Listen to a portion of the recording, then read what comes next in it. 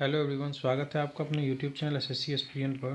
तो दोस्तों, बिहार पुलिस के लिए वीडियो सीरीज चल रहा है जिसमें आज पॉलिटी से संसद टॉपिक होगा, जिसे भारी मात्रा में बिहार पुलिस में पूछे जाते हैं। तो चलिए बिना देरी की शुरुआत करते हैं। पहला प्रश्न है, लोकसभा के लिए चुनाव में निर्वाचित होने के लिए किसी व्यक्ति के लिए न्यूनतम आयु सीमा है? तो 25 वर्ष। ऑप्शन सी, लोकसभा के चुनाव में निर्वाचित होने के लिए किसी व्यक्ति की न्यूनतम आयु सीमा है 25 वर्ष। अगला प्रश्न है, लोकसभा के निर्वाचन के लिए नामांकन पत्र भारत के किसी भी नागरिक द्वारा जिसका नाम किसी निर्वाचन क्षेत्र की मतदाता सूची में है भरा जा सकता है। अगला प्रश्न है, लोकसभा चुनाव का कोई प्रत्याशी अपनी जमानत खो देता है यदि उसे प्राप्त न हो सके? तो वैध मतों का 1/6। वैध मतों का 1/6 अगर प्राप्त नहीं होगा तो अपना जमानत वो खो देगा। अगला प्रश्न है, लोकसभा में राज्यवार सीटों का आवंटन सन 1971 की जनगणना पर आधारित है। यह निर्धारण किस वर्ष तक यथावत रहेगा? तो 2026 तक। मोस्ट इम्पोर्टेंट है, 2026 तक रहेगा। अगला प्रश्न है, भारत के संविधान के अनुसार लोकसभा में सदस्यों की अधिकतम संख्या हो सकती है? तो 550 हो सकती है। भारत के संविधान के अनुसार लोकसभा में सदस्यों की अधिकतम संख्या कितनी हो सकती है? तो 550। अगला प्रश्न है, संविधान के किस संशोधन ने लोकसभा के सदस्यों की संख्या 525 से बढ़ाकर 545 कर दी गई? तो 31वें संशोधन द्वारा। 31वें संशोधन द्वारा। अगला प्रश्न है, लोकसभा की वर्तमान सदस्य संख्या कितनी है? तो वर्तमान में सदस्य संख्या कितनी है? तो 543 है। Option B, 543। किस वर्ष में खाद्य मिलावट निवारण अधिनियम प्रथम बार लागू हुआ? खाद्य निवारण अधिनियम प्रथम बार लागू हुआ 1955 में। वर्ष 1955 में। वर्तमान लोकसभा में प्रत्येक राज्य के लिए स्थानों का आवंटन आधारित है 1971 की जनगणना पर। वर्तमान में लोकसभा में प्रत्येक राज्य के लिए स्थानों का आवंटन आधारित है किस पर? 1971 की जनगणना पर। अगला प्रश्न है, लोकसभा में राज्यों को किस आधार पर सीटें आवंटित होती है? तो जनसंख्या के आधार पर होती है। लोकसभा में राज्यों को किस आधार पर सीटें आवंटित होती है? तो जनसंख्या के आधार पर। अगला प्रश्न है, किस राज्य की लोकसभा में अनुसूचित जाति तथा अनुसूचित जनजाति के लिए आरक्षण नहीं है? तो अरुणाचल प्रदेश, जम्मू कश्मीर और मेघालय में। अगला प्रश्न है, लोकसभा में अनुसूचित जाति के लिए आरक्षित स्थानों की संख्या कितनी है? तो 84, 84 है। अनुसूचित जातियों के लिए आरक्षित स्थानों की संख्या 84 है। अगला प्रश्न है, लोकसभा में अनुसूचित जनजातियों के लिए निम्न में से किस राज्य में सर्वाधिक आरक्षित सीट है? तो किसमें सबसे ज़्यादा सीट है? तो मध्य प्रदेश में, एमपी में है। अगला प्रश्न है, लोकसभा में कम से कम कितने सत्र बुलाए जाते हैं? तो वर्ष में 2 बार, 6 महीना पर बुलाए जाते हैं, 2 बार बुलाया जाता है। अगला प्रश्न है, भारतीय संविधान के किस अनुच्छेद के अंतर्गत लोकसभा में अनुसूचित जातियों का आरक्षण का प्रावधान किया गया है? तो अनुसूचित जातियों का आरक्षण का प्रावधान किसमें किया गया है? तो अनुच्छेद 330 में। ऑप्शन ए, अनुच्छेद 330 में। लोकसभा में आंग्ल भारतीय समुदाय से सदस्य मनोनीत करने की शक्ति किसके पास है? तो राष्ट्रपति के पास है। Option B. अगला प्रश्न है, भारत का राष्ट्रपति लोकसभा में 2 सदस्यों को निम्न में से किसका प्रतिनिधित्व करने के लिए मनोनीत कर सकता है? तो आंग्ल भारतीय का, एंग्लो इंडियन का कर सकता है। अगला प्रश्न है, राज्य विधानसभाओं में आंग्ल भारतीय समुदाय के लिए प्रतिनिधित्व का प्रावधान भारत के संविधान के किस अनुच्छेद द्वारा किया गया है? तो अनुच्छेद 333। ऑप्शन डी, अनुच्छेद 333। अगला प्रश्न है, लोकसभा को उसके कार्यकाल की समाप्ति के पूर्व ही भंग किया जा सकता है? तो राष्ट्रपति द्वारा किया जा सकता है, मंत्रिपरिषद की सलाह होनी चाहिए। लोकसभा को उसके कार्यकाल की समाप्ति के पूर्व ही भंग किया जा सकता है, तो मंत्रिपरिषद की सलाह पर राष्ट्रपति द्वारा। Option C. अगला प्रश्न है, लोकसभा का अध्यक्ष अपना त्यागपत्र किसे सौंपता है? तो उपाध्यक्ष को सौंपता है। ऑप्शन सी, उपाध्यक्ष को सौंपता है। प्रोटेम स्पीकर का कर्तव्य होता है, प्रोटेम स्पीकर का कर्तव्य होता है स्थानापन्न रूप से स्वीकार स्पीकर का कार्य करना जब स्पीकर की चुनाव की संभावना न हो। Option B. अगला प्रश्न है, निम्नलिखित राज्य संघ शासित क्षेत्र के समूह में किसकी लोकसभा में केवल एक सीट है? तो चंडीगढ़, सिक्किम और मिजोरम। Option D. अगला प्रश्न है, लोकसभा और राज्यसभा में गणपूर्ति संख्या है तो 1/10 है, ऑप्शन सी। कुल सदस्य संख्या का 1/10। अगला प्रश्न है, संघीय क्षेत्र को प्रतिनिधित्व प्राप्त है तो संसद के दोनों सदनों में, ऑप्शन सी।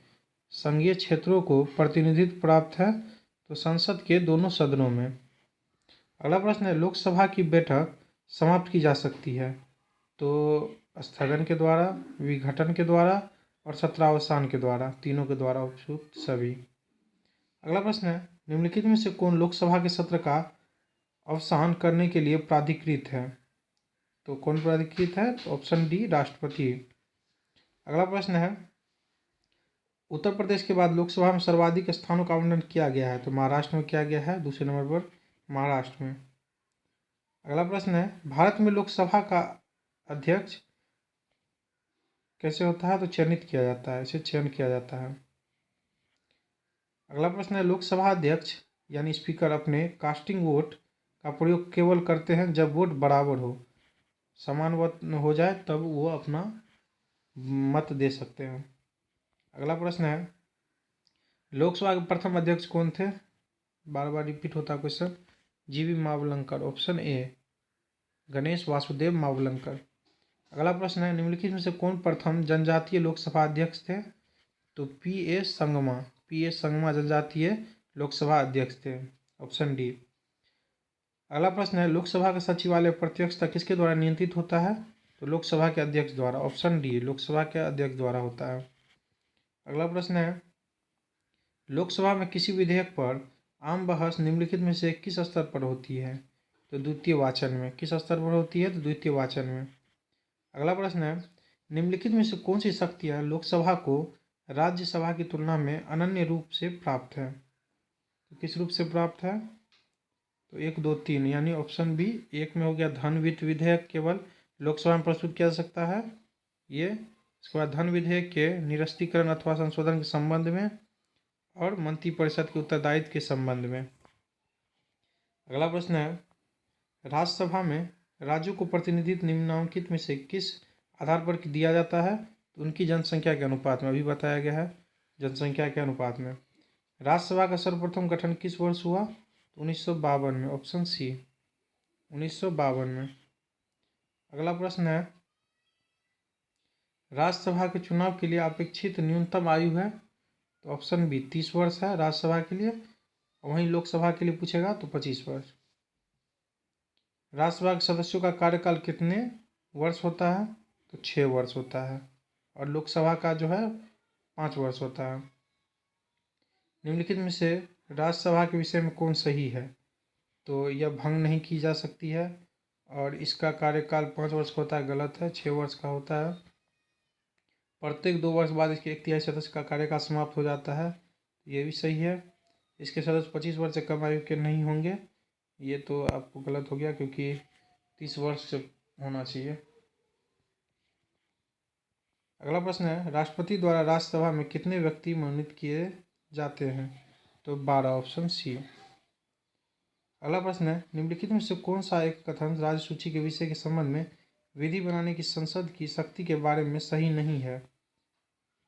तो सही नहीं है, ऑप्शन डी। राज्य सूची में सम्मिलित विषय के संबंध में राष्ट्रीय हित में विधि केवल राज्यसभा बना सकती है। अगला प्रश्न है, भारतीय संविधान का कौन सा अनुच्छेद संसद को राज्य सूची के विषय पर कानून बनाने के लिए शक्ति प्रदान करता है? तो अनुच्छेद 249 करता है। अगला प्रश्न है, किस सभा का अध्यक्ष उसका सदस्य नहीं होता है? तो राज्यसभा का सदस्य, ऑप्शन ए। अगला प्रश्न है, निम्नलिखित में से कौन राज्यसभा का सदस्य होते हुए लोकसभा की कार्यवाही में भाग ले सकता है? तो यह हो जाएगा मंत्री जो राज्यसभा का सदस्य हो, ऑप्शन सी। अगला प्रश्न है, निम्नलिखित कथनों में से कौन एक भारत के संविधान की चौथी अनुसूची को सही वर्णित करता है? तो यह इसमें राज्यसभा में स्थानों का आवंटन है, यह सही है। अगला प्रश्न है, राज्यसभा किसी धन विधेयक में संशोधन करती है तो तत्पश्चात क्या होगा? तो लोकसभा राज्यसभा की अनुशंसा को स्वीकार करे या अस्वीकार करे, इस विधेयक पर आगे कार्यवाही कर सकती है, तो ऑप्शन ए है। अगला प्रश्न है, निम्नलिखित में से राज्यसभा स्थानों का आवंटन कौन सा सही सुमेलित है? तो कौन सा सही सम्मिलित है? तो पहला नंबर सही सम्मिलित आंध्र प्रदेश में 18 स्थान है राज्यसभा के लिए। वहीं आंध्र प्रदेश के लिए जो है 25 है लोकसभा में, और राज्यसभा में 11 स्थानों का आवंटन है, 18 स्थान। वो सॉरी, कौन सा सुमेलित नहीं है? तो आंध्र प्रदेश सुमेलित नहीं है, यह जो है सुमेलित नहीं है, क्योंकि लोकसभा से 25 और राज्यसभा के लिए 11 सीटें आवंटित है, और यहाँ 18 दिया गया, गलत है, माफ़ कीजिएगा। अगला प्रश्न है, प्रथम अभिनेत्री जो राज्यसभा के लिए नामांकित की गई? तो नरगिस दत्त, नरगिस दत्त, ऑप्शन बी पूछा भी गया है। अगला प्रश्न है, निम्नलिखित में से किसके संबंध में राज्यसभा का अनन्य अधिकार है? तो एक नई अखिल भारतीय सेवा के सृजन हेतु संस्तुति करना। अगला प्रश्न है, संसद के 2 सत्रों के बीच अधिकाधिक अंतराल कितना होना चाहिए? कितना होना चाहिए? 6 महीने का, ऑप्शन बी। अगला प्रश्न है, भारतीय संविधान के अनुच्छेद 87 के अंतर्गत भारत का राष्ट्रपति अभिभाषण देता है? ऑप्शन डी, एक साथ समवेत संसद के दोनों सदनों में। अगला प्रश्न है, भारत के संविधान में निम्नलिखित में से क्या कहा गया है? तो राष्ट्रपति संसद के किसी भी सदन का सदस्य नहीं होगा, यह कहा गया है। और संसद राष्ट्रपति और दोनों सदनों से मिलकर बनेगी, यह भी सही है। तो ऑप्शन बी 1 और 2 दोनों। भारत में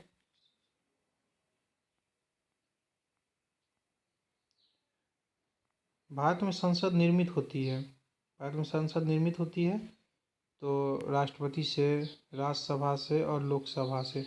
सिर्फ उपराष्ट्रपति नहीं होंगे, तीनों से होती है, राष्ट्रपति, राज्यसभा और लोकसभा। 2 दे देगा, 1 पूछेगा, इनमें से किससे बनता है संसद? अगला प्रश्न है, संविधान की विषय सूचियों में दिए गए विषयों के अतिरिक्त विषयों पर कौन कानून बना सकता है? तो संसद कानून बना सकता है विषयों पर, ऑप्शन बी। अगला प्रश्न है, संसद के अधिकारियों में सम्मिलित है? तो सभी सम्मिलित है, अध्यक्ष लोकसभा, उपाध्यक्ष लोकसभा, अध्यक्ष राज्यसभा और महासचिव लोकसभा, ऑप्शन डी उपयुक्त सभी। अगला प्रश्न है, संसद विधानसभा के किसी सदस्य की सदस्यता तब समाप्त समझी जाती है जब वो बिना सदन को सूचित किए अनुपस्थित रहता है, लगातार 60 दिन तक रहेगा अगर अनुपस्थित, तो उसकी सदस्यता अमान्य हो जाएगी। अगला प्रश्न है, निम्नलिखित में से कौन एक प्रावधान भारतीय संविधान के अंतर्गत संसद के सदस्यों के विशेषाधिकार तथा अनुमतियों को निर्धारित करता है? तो अनुच्छेद 105 करता है, ऑप्शन बी। अगला प्रश्न है, किसी मंत्री के विरुद्ध विशेषाधिकार प्रस्ताव उठाया जा सकता है जब वह किसी मामले के तथ्यों को रोकता है, तथ्यों को बिगड़ा हुआ वर्णन देता है, तब। अगला प्रश्न है, निम्नलिखित में से कौन संसद के सदस्यों का सामूहिक विशेषाधिकार नहीं है? तो क्या नहीं है? साक्षी के रूप में उपस्थित होने से स्वतंत्रता। अगला प्रश्न है, संसद राज्य सूची के विषय संबंध में कानून बना सकती है तो यदि राज्यसभा ऐसा संकल्प पारित करे, ऑप्शन बी। अगला प्रश्न है, भारतीय संविधान के किस अनुच्छेद के अंतर्गत अंतर्राष्ट्रीय समझौते को प्रभावी बनाने हेतु संसद राज्य सूची के विषय पर कानून बना सकती है? तो ऑप्शन डी 253 पे। अगला प्रश्न है, भारतीय संसद राज्य सूची के विषयों पर विधायन नहीं कर सकती जब तक कि वो राज्यसभा प्रस्तावित पारित करे। ऐसा करना राष्ट्रीय हित में आवश्यक है और राष्ट्रीय आपातकाल लागू करे। अगला प्रश्न है, अध्यक्ष सदन के किसी भी सदस्य को बोलने से रोक सकता है और अन्य किसी सदस्य को बोलने दे सकता है, यह घटना कहलाती है बैठ जाना। अगला प्रश्न है, शून्यकाल संसदीय व्यवस्था किस देश की देन है? तो भारत की ही देन है शून्यकाल।